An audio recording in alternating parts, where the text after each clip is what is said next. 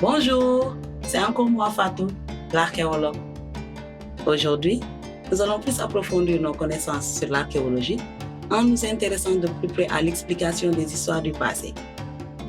Comment fait l'archéologue pour remonter dans le temps et raconter des histoires qui se sont déroulées des centaines, voire des millions d'années avant nous? Pourtant, l'explication est simple. Il fait parler les objets recueillis lors de la fouille. Mais comment est-ce possible, vous me direz?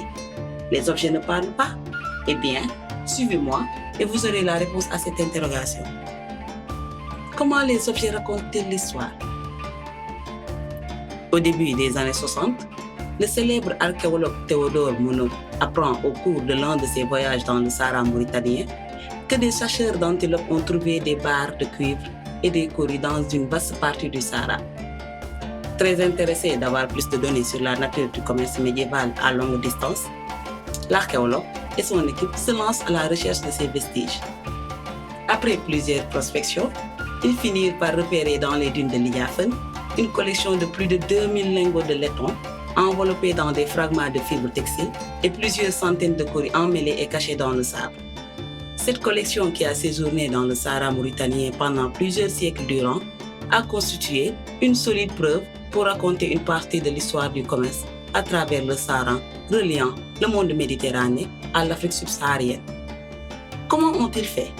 Eh bien, c'est simple. Pour comprendre l'histoire la plus exacte possible, les archéologues ne se sont pas seulement fiés à la matière ou à la forme des objets, mais ils sont allés en profondeur en prenant en compte l'environnement où les barres de laiton et les coris ont été trouvés dans le désert, plus le contexte de l'époque, à savoir la prospérité du commerce de longue distance. Ils ont ensuite corroboré ces informations avec les témoignages et les sources écrites de voyageurs arabes.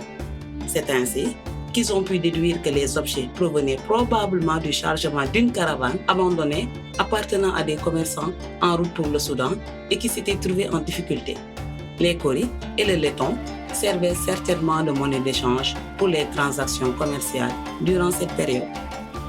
Quelle autre source pour raconter une histoire avec les objets? En plus du contexte, des conditions dans lesquelles l'objet a été trouvé, des témoignages oraux et de sources écrites, les archéologues font également appel à d'autres sources comme les techniques, les modes d'utilisation et les processus de rejet et de recyclage de l'objet, l'archéologie expérimentale ou l'ethnoarchéologie pour comprendre et interpréter l'histoire derrière un objet.